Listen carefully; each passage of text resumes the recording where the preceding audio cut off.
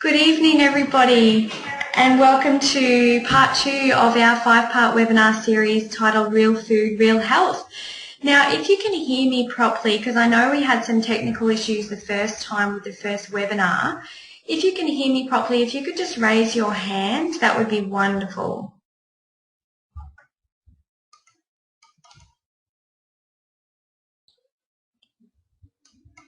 Excellent. So we've got a few raised hands there.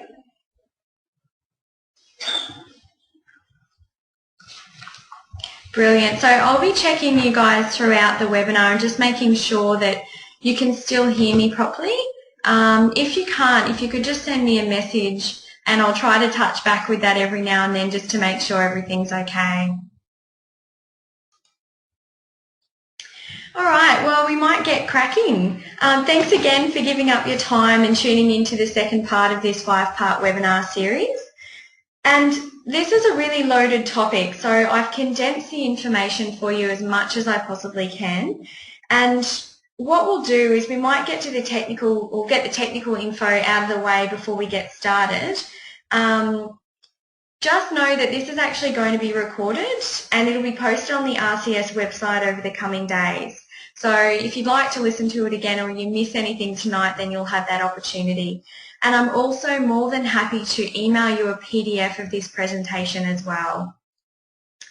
So I'll be speaking for about half an hour to 40 minutes, and then I'm going to open up the floor to questions. So if you do think of any questions along the way, just write them down or write the questions in your screen there, and I'll be sure to touch on those at the end, and we can maybe get a bit of dialogue happening there.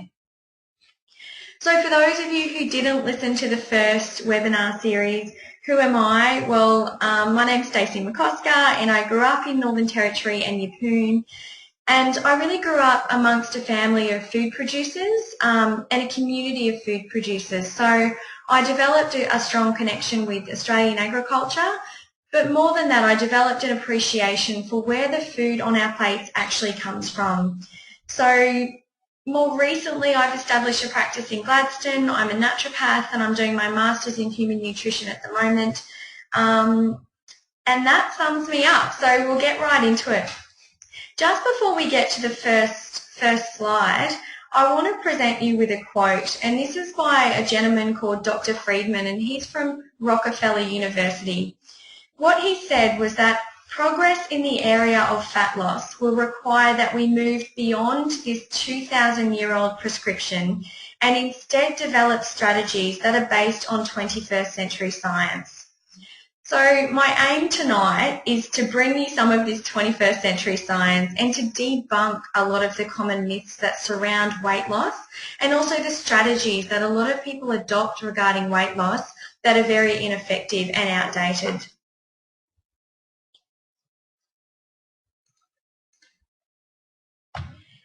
Now, I'm not sure if any of you saw the Foreign Correspondent documentary that was on not last week but the week before. It was brilliant and it was titled Obesity.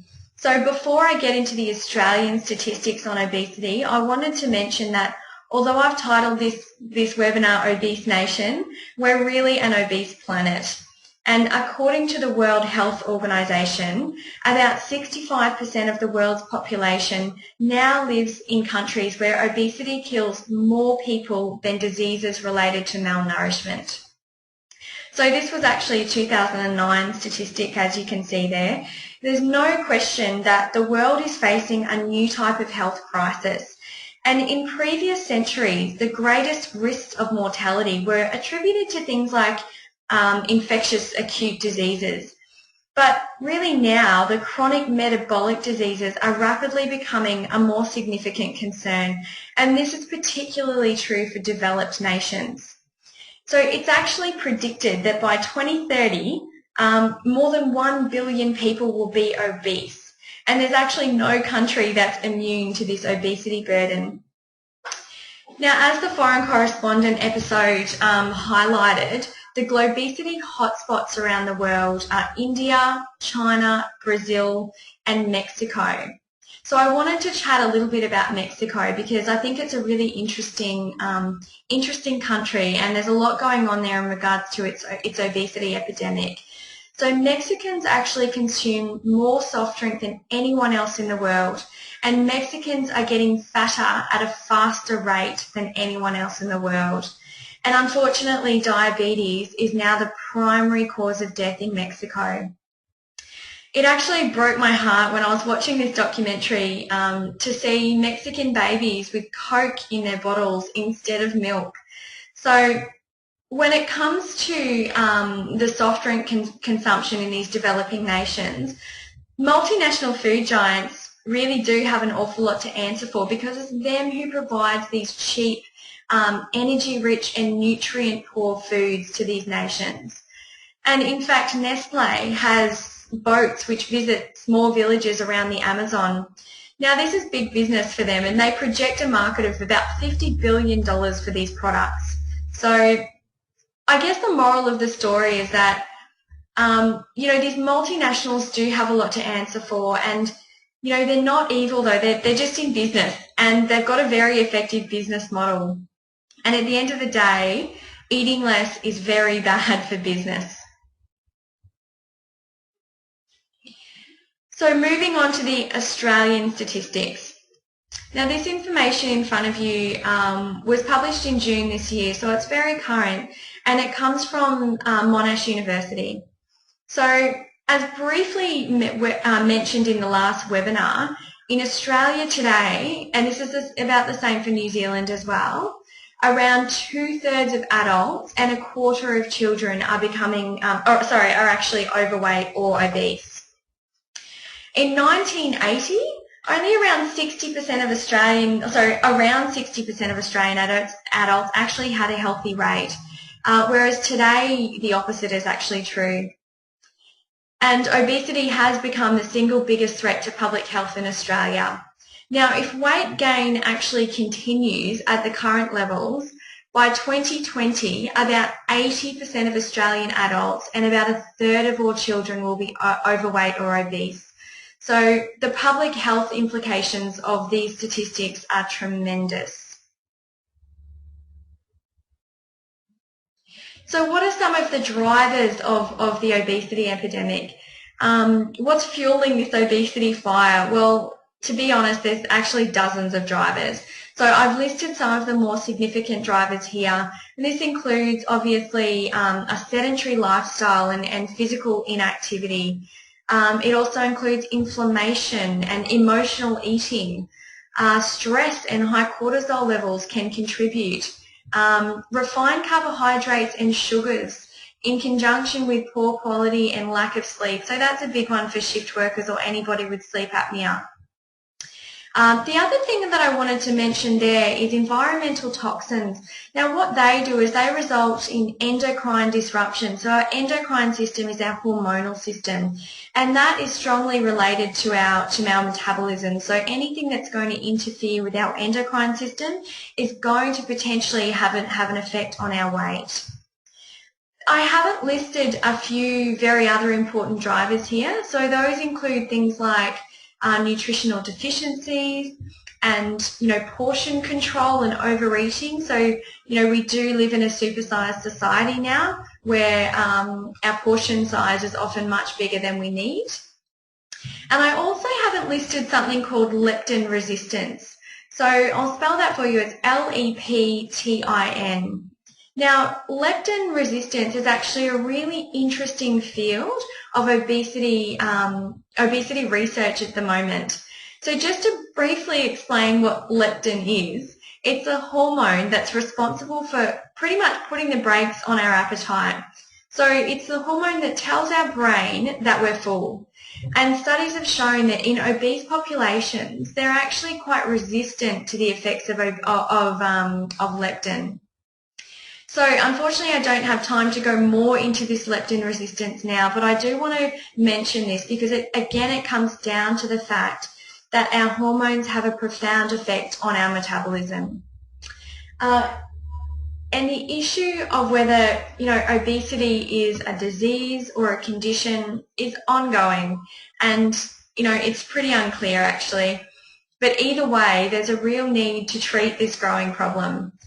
And also on the subject of, your genetic predisposition as well to obesity.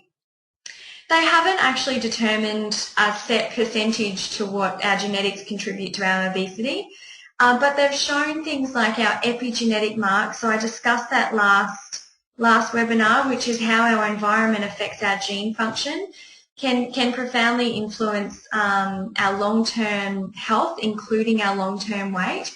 And also the weight of a mother at both conception and whilst carrying a baby as well can have long-term implications on their weight. So these are just a few reasons or ways that our genetics can play into it. But to be honest, I do think our environment, which includes our diet and all the other things mentioned on the screen there, actually have a much greater influence on our weight than genetics alone.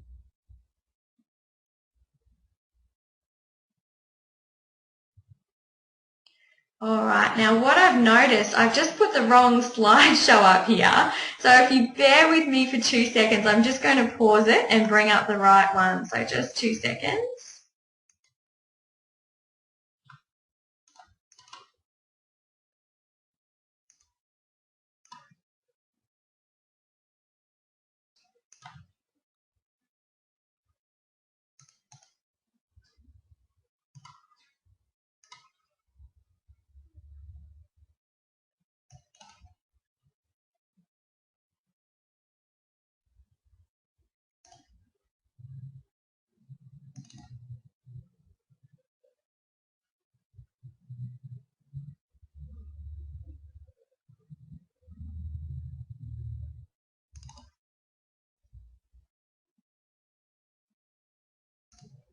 All right, I'm getting there. Sorry about that. All right, so what I wanted to touch on now is something called the thrifty gene. So it's commonly understood that the obesity that we experience today is a normal response to an abnormal environment. So this is also referred to as our obesogenic environment. Now, from an evolutionary perspective, humans have actually benefited from an ability to store fat. This has been identified as a key survival mechanism via so-called thrifty gene. So that's what I've got, thrifty gene. So that's what I've got on your screen now. Now, over the last few generations, the human diet and also our environment and lifestyle has been so dramatic in the changes that we've made that our genome actually can't adapt at a fast enough rate to our changing environment. And the premise of this idea is that, as humans, we're actually programmed to conserve energy. So we store it up for a time when food is scarce. But most of us now live in an environment where food is plentiful. And on top of this, our need to expend energy in daily life has disappeared. So not only do we mostly have sedentary jobs, but we also have sedentary downtime. So things like TV and computer games and online shopping. So on top of this, we're surrounded by ease and affordability of high energy and nutrient poor foods. So the moral of the story here is that the thrifty gene is very, very good in times of famine, but it's quite disastrous in times of food abundance, and we're seeing the side effects of this currently.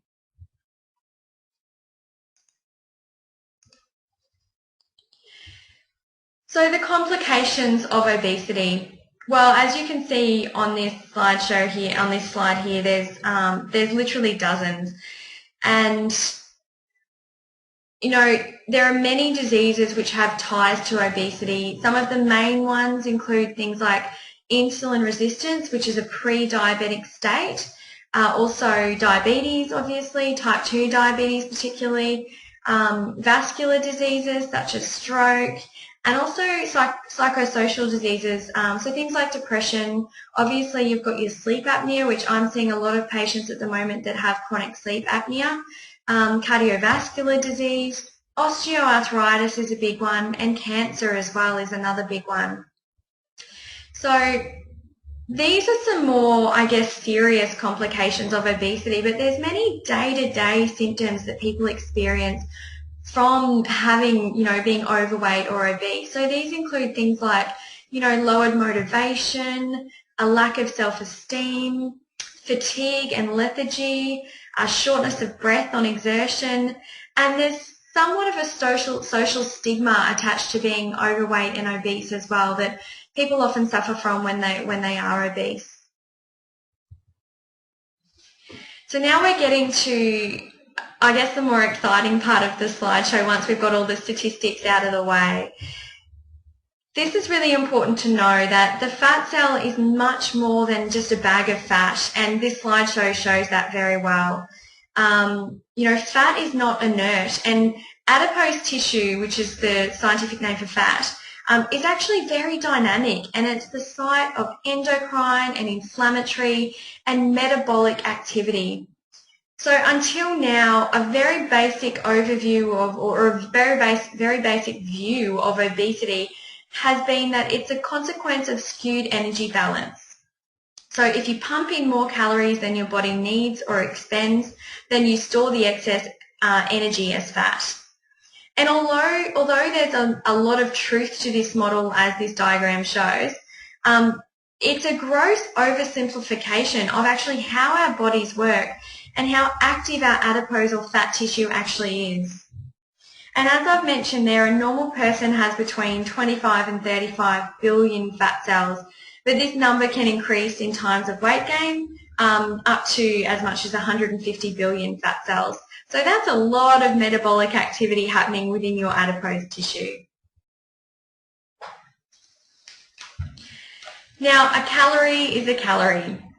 Now, what I mean by that is that generally 1 calorie of protein, well, it's presumed that 1 calorie of protein will generate the same energy when it's metabolized as 1 calorie of fat or 1 calorie of carbohydrate.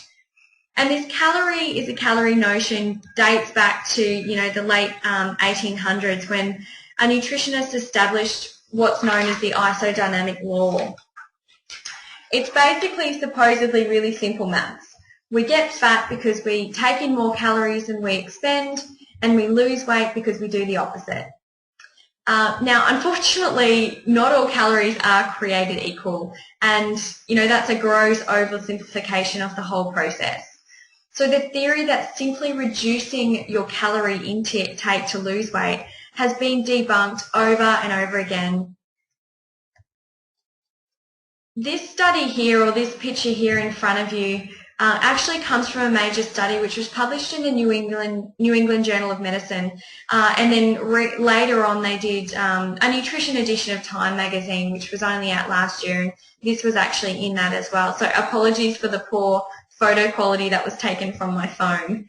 But what they showed is that food composition matters far more than the caloric value of a food. So the example here is nuts versus French fries. Another example is something like a Tim Tam versus a banana. So both of them have about the same amount of calories, both around 100 calories per serve. But clearly one of these is much more conducive to weight loss than the other.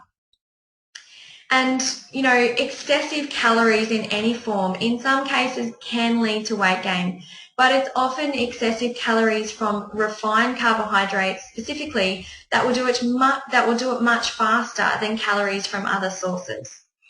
So in other words, calories do matter, but some matter much more than others, and the nutritional composition of the food trumps the calorie content every time. And just as not all calories are created equal, not all exercise is equal as well. So, there's many different forms of exercise, and the rate at which we burn energy varies tremendously, and it's the same premise with food. This takes me to carbohydrates. So carbohydrates essentially have less than half the calories per gram as fat. And this is why many low-fat diets are actually high-carb diets. It's because they contain overall less fat. Now, carbohydrates are often branded as heart-healthy foods, and this is partially due to the expectation that the carbs will keep us thin. So what I see in a lot of patients is that, they have a low-fat diet, but they tend to be carb loading on these low-fat diets, and I put it in the sense that they're carb loading for the marathon that they never actually run. And I see that time and time again. So what matters here is actually the quantity and the quality of the carbohydrates we consume, and then their effects on our insulin as well. So this comes back to the hormonal regulation. That takes me to like the glycemic index versus the glycemic load of food, and how quickly our bodies actually metabolize the sugar. So I will go into that in just a moment. But to put really simply, the fewer refined carbohydrates we eat, the more easily we remain lean.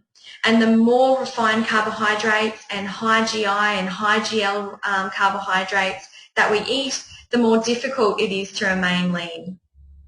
So I'm not suggesting that you don't eat carbohydrates, but I'm suggesting that you eat the right kind of carbohydrates. So the ones to minimise when you can are what I call your fast carbs. So this is your cereals, pasta, bread, rice, cakes, biscuits and sweets. And the ones to increase, obviously your fruits and vegetables, but also your low glycemic load, carbohydrates as well. So glycemic load is actually a much more accurate rating system than the glycemic index, because it measures the effect these carbohydrates have on our blood sugar levels in a more effective way. So as you can see, you've got your low glycemic foods, your medium glycemic load foods, your medium glycemic load foods, and your high. What you want to do is really stick to your low GL foods whenever you can. Medium GL foods can be enjoyed in moderation, and then your high GL foods should really be minimised whenever you can.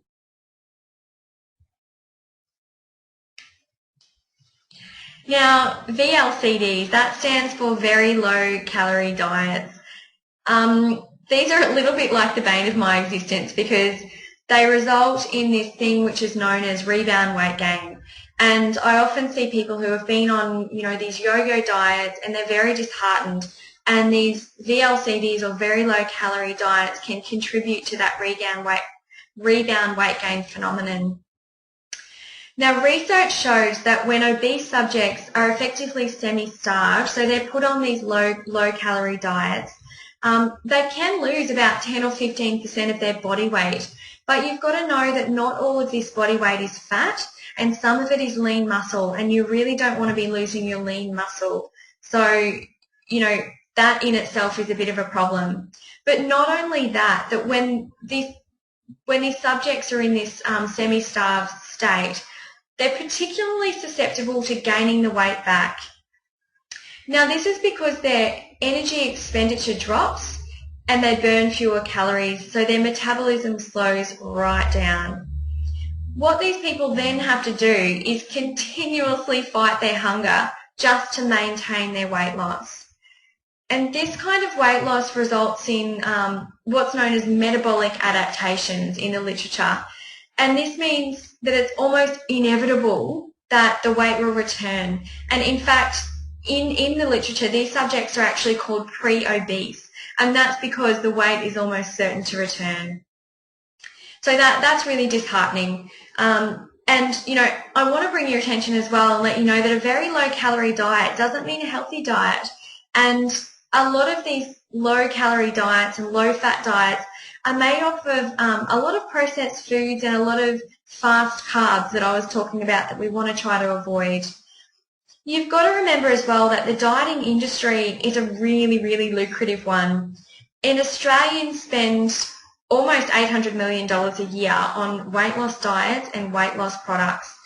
And the statistics show that almost 95% of those people will regain the weight that's lost on these fad diets. So remember that weight gain is actually a really slow process because of all this metabolic activity that's happening, and it usually occurs over many years. So losing this amount of weight in a couple of weeks is really a pipe dream, and the aim of any dietary regime or diet really long. I don't like calling it a diet because it's really a lifestyle change, is to be healthy and not hungry. And if the program you're on is not working, then there's probably a very good reason for this, and you need to change your tactic. And it reminds me of Albert Einstein's definition of insanity. which is doing the same thing over and over and expecting different results.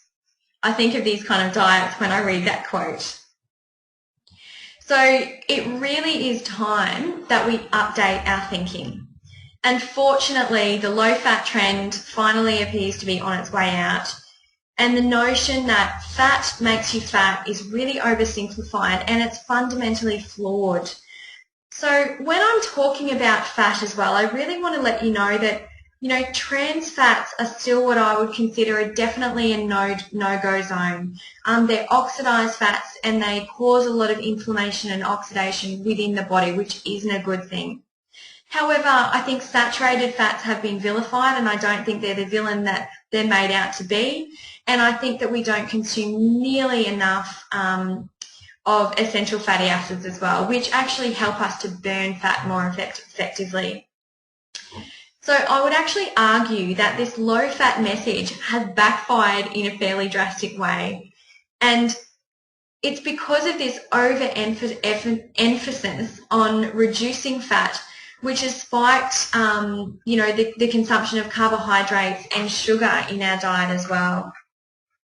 So nearly every day, there's new research and studies coming out that are debunking these low-fat diet myths.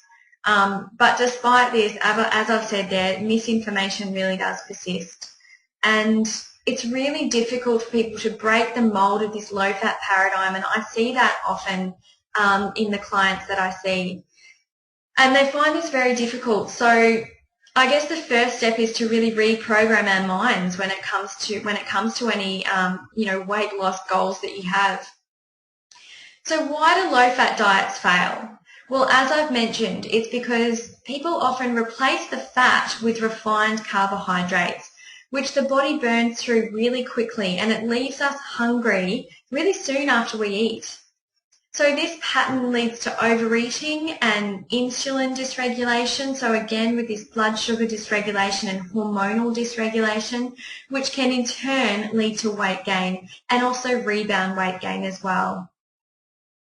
Now, a professor at Harvard School recently stated that there is no randomized trial looking at weight change that has shown that people did better on a low-fat diet.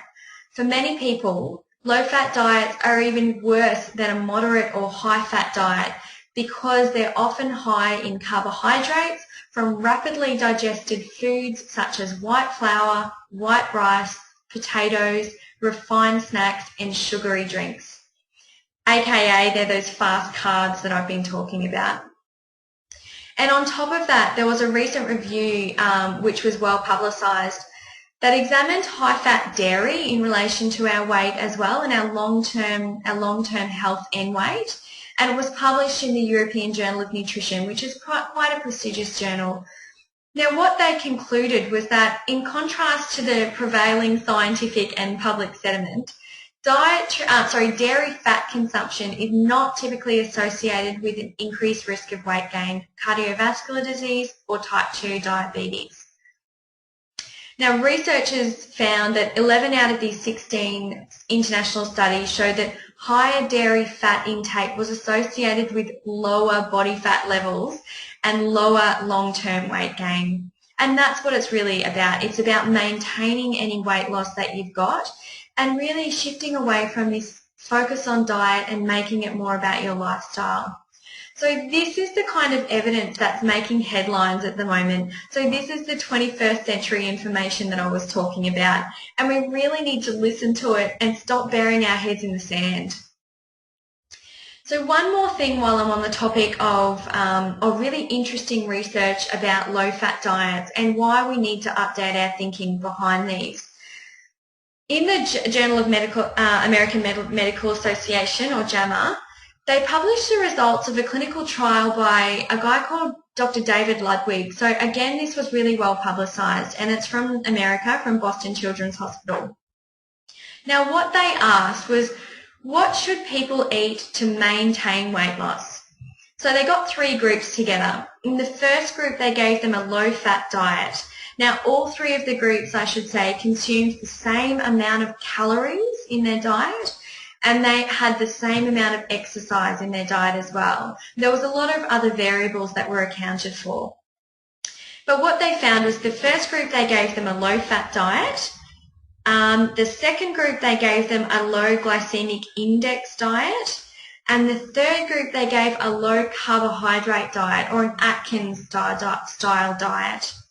What they found was that the low-fat diet actually had the worst effects on metabolic profile, particularly on cardiovascular disease risk or markers, metabolic markers. And it had the worst reports for slowing metabolism as well. And this is due to the fact that, like I was talking before, these very low calorie and low fat diets really do slow our metabolism, which isn't a good thing for long-term weight loss. What they found in the low glycemic index diet was that on average the subjects burned about 150 more calories per day. So this is equal to about 1 hour of light, very light physical activity. But the diet that got the double thumbs up was the low carb diet. And it was really interesting. They found that, the participants burned 350 more calories per day. So no difference in calorie intake between the groups or physical activity. It was just a difference in the food composition. So 350 calories per day is about an hour of moderate physical activity, and that's just through the foods they ate. And it basically changed the efficiency of how their muscles worked. So what this shows is that the nutrient composition of the food and not the calories matter. So what is the answer? I love this chart. It makes me laugh every time. But, more accurately, what isn't the answer? And in my opinion, and what the literature would suggest as well, is that the answer isn't low-fat diets and it isn't starving yourself either. As I mentioned, it's the food composition and not the calories that really matter. So remember that you are what you most consistently eat. And I always question the quote, "You are what you eat," because I do think that we are what we most consistently eat, and we are our most consistent habits. When you think about the old style of eating, which I always resort back to learning the lessons from our ancestors, I think we can learn a lot from them. And the old style of eating, it was really local food, it was seasonal food, and it was whole foods that were often prepared in the home. Now, when you compare that to our new style of eating, which is quick foods, it's fast foods, it's convenient food, it's often mass-produced food, it's artificial, processed, and the foods are often prepared in a foreign place. So it's almost the exact opposite of the way we've been eating for 200,000 generations. So you can see why we're really becoming unstuck here. And when you learn that almost 30% of the Australian household food budget is spent on fast food and eating out, you can see how this new style of eating is becoming a big problem. The fact of the matter is that this obesogenic environment of highly palatable foods with hidden fats and sugars promote metabolic syndrome and obesity in a big way. Now, of course, we can eat our biscuits and our cakes and our breads, but this must complement our whole foods like it used to and not actually be the main part of our diet. So it really does start with programming our minds, or programming our minds. And, I always say to people that before you start any weight loss regime, you really need to know what your why is. Excuse me, I'm just going to have a drink.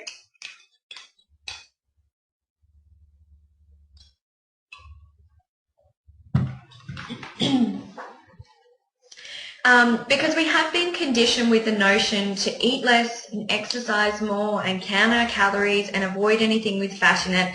But this is exactly the kind of thinking that we really need to step away from and become really updated in what we're doing and change our tactics, because, we're a society of low-fat diets and calorie counters, and we're the fattest and unhealthiest we've ever been. It's really time to get real and realize that when it comes to weight loss, you know, there's no miracle pill, there's no super duper exercise machine to rid the body of cellulite, and there's no specific diet which has the key to everlasting skinniness. But the best solution to the obesity epidemic, in my opinion, is really to prevent it. And, you know, we do this through healthier eating patterns, through choosing nourishing foods more consistently, and by getting moving as well. So this slide, you know, I'm really focusing on the food aspect of obesity and losing weight and weight loss for the long term as well. But remember that weight loss is not just about what you eat, and sometimes I do consider myself to practice lifestyle medicine, because as is seen with anyone with obesity, you know, things like your sleep and your stress levels and your emotional state and your environment and your level of inflammation and your genetic markers and your exercise and your age and your gender, I mean, they can all powerfully influence your appetite, your metabolism, and your body composition. So become aware of your own personal weight loss triggers, and never compare yourself to anyone else as well, because we're all so uniquely different. Now this slide has a few of the things that I've just discussed, but you know, it does come down to eating real food, because I've said time and time again, it's the composition of the food that matters and not the actual energy of the food, i.e. the calories. You know, we've got to eat mindfully rather than eating on the run all the time. So this comes back to avoiding convenience fast foods when we can. Opt for foods that are full of nutrition. They really do fuel us in the right way and affect our metabolism in a very healthy way. Avoid emotional eating. Now that's a big one. Don't let obesity become a side effect of boredom or something that's happening with you on a mental, spiritual or emotional level. Opt for local produce when you can. There's a few reasons for that, and I'll be discussing that in further webinars. Whole foods, that's a really, really important one. You know, I think the fact that we're eating a lot of refined foods in this day and age is a big problem. So choosing whole foods whenever you can is really important. Minimising your chemical exposure, that's another big one, to, I guess, take the pressure off our endocrine system, which is our hormonal system, and that therefore really favourably affect our metabolism. Be naturally active, so get moving. Consume anti-inflammatory foods, and I'll be discussing that in webinar 3, which is going to be when I get back from my wedding in September. Adequate rest and quality sleep, that's a really big one, and where I live I see a lot of shift workers, and it's this shift working pattern and the inadequate rest they're getting and the poor quality sleep that is affecting their weight. Or partially affecting their weight and inability to lose weight. But not only that, if you've got sleep apnea, this can also affect your ability to get quality sleep. So it's a bit of a vicious cycle there with sleep apnea. Now, seasonal foods, that's a big one. Eat seasonally. Just getting back to food basics, as I discussed in the first webinar. Home-cooked meals, portion control, and avoiding refined grains, sugars, artificial sweeteners, which have been shown to induce weight gain in the long run, and avoiding low-fat diets as well. Now, what I mean by that is not the trans fats. You do need to avoid the trans fats, but I'm talking about avoiding the low-fat diets that are often marketed as very low-calorie diets as well.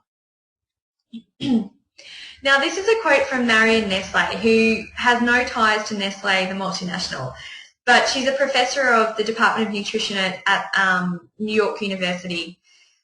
And what she states is, I really love this quote. She says, as individuals, we feel we can't do much about climate change, international conflict, or corruption in the government, but we can do something about the food we eat. So what she's talking about there is that, of course, multinational companies and governments have a certain responsibility in regards to, minimising the cost of healthy options and increasing the cost of unhealthy foods and really regulating a lot of these refined foods that we're having. But as individuals, we also have responsibility to make better choices and therefore create healthier habits. So some of the take-home messages for you here. As I've mentioned, find your why. You've got to have a reason behind why you want to embark on any kind of program and what your goal is as well. You know, if your goal is, you know, to feel healthy and not hungry, then write it down and look at it often. Remember that diets fail and lifestyle changes succeed. Eat foods as close to the natural source as possible, and where you can, choose whole foods. Remember, it's the food composition, I sound like a broken record here, and the nutrient density that trumps calories, but it's probably the biggest take-home message from tonight.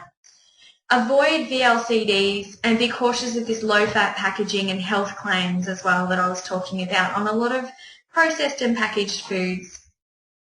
Eat to be nourished. So smell and look and taste and feel and connect with your food, and eat mindfully. It's really important for you to do things like, simple things like chew properly.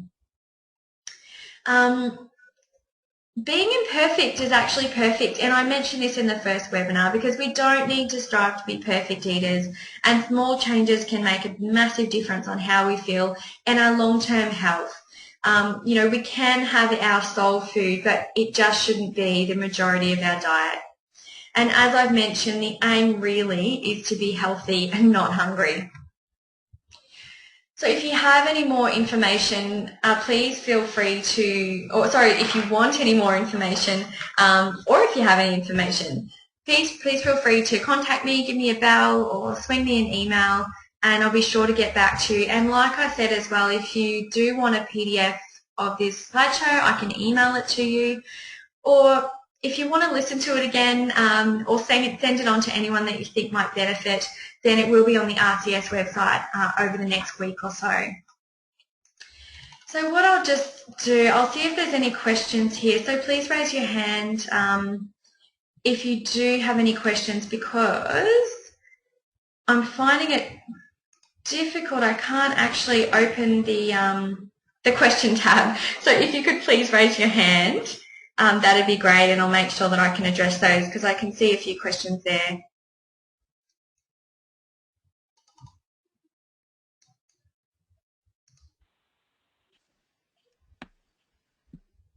Hi Adam, are you there?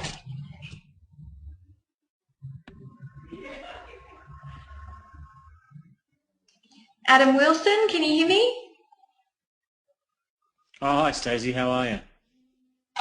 Oh, I'll just turn up my speaker. Sorry about that. Sorry, I can't quite see your question in the tab, so something's happened here. I always get the technical difficulties. So I'll just pop you on and I can answer your question directly. Fine. Can you hear me now? Yeah, I can. Thank you. Great. Just a quick question. These omega-3 and 6 balances, what should we be aiming for in our foods, considering that depending on where we get our food from, we get such huge variability in those omega-3s and 6s? Yeah, I couldn't agree more, and I think that this is a big issue today in our society. I think that, you know, the fact that we are consuming about 20 to 1 in the ratio of omega-6 to omega-3 is resulting in a society of inflammation overload. So I'll really be getting into the nitty-gritty of essential fatty acids in my webinar on inflammation, but I do want to touch on this because it does have implications for weight, and really the ideal ratio you should be aiming for, I mean, it depends on the source you read, but you should be aiming for what I think is about a 1 to 2 or a 1 to 1. So you should be getting, you know, I think about 50% omega-3s and about 50% omega-6s where you can. And, you know, there's nothing wrong with omega-6s, but they do need to be balanced with our omega-3s. Okay, thanks, Stacey. Yeah, does that answer your question, Adam? Yeah, it's perfect. Yeah, thank you. Excellent.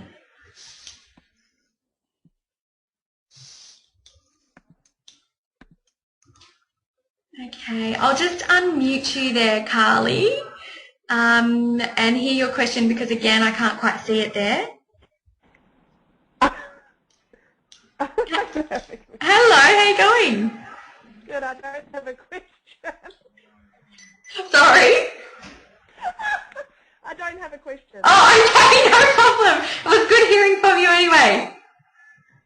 Okay, see you shortly. Bye. All right, well, it looks like that answers our question. So again, if you've got anything now, just raise your hand. And I just wanted to answer Adam's question a little bit more as well. I didn't actually give any recommendations of foods to increase your omega-3 fatty acids, so to increase that profile. And what it comes down to is your wild game, so things like kangaroo, rabbit, venison, and if you can't get access to those, you've got your grass-fed beef, which is an absolutely fabulous form or a fabulous source of omega-3 fatty acids. Obviously, you've got your fish as well, so your smaller cold water fish are the best for that. So things like herring and sardines, and mackerel's another good one as well, and even anchovies. And then you've got things like, for your essential fatty acids, your plant-based sources. So you've got avocado and olive oil and plenty of nuts and seeds. They're all fabulous sources of omega-3. So making sure that you've got enough of those in your diet to balance out the omega-6 that you're having, which is predominantly found in these fast carbs that I'm talking about, and also in grains. So eating a more paleo diet balances out the omega-3 to omega-6 in the sense that not only are you increasing your intake of grass-fed beef and things of the like, but you're actually reducing your intake of grains. So it's helping to balance out that ratio. Okay, well, thank you so much for tuning in. If you think of anything to ask after the webinar, let me know. Otherwise, I really appreciate you giving up your time on a Wednesday night to listen, and hopefully you've gained a little bit of something from this. And hopefully I'll hear from you at the next webinar. Cheers. Take care.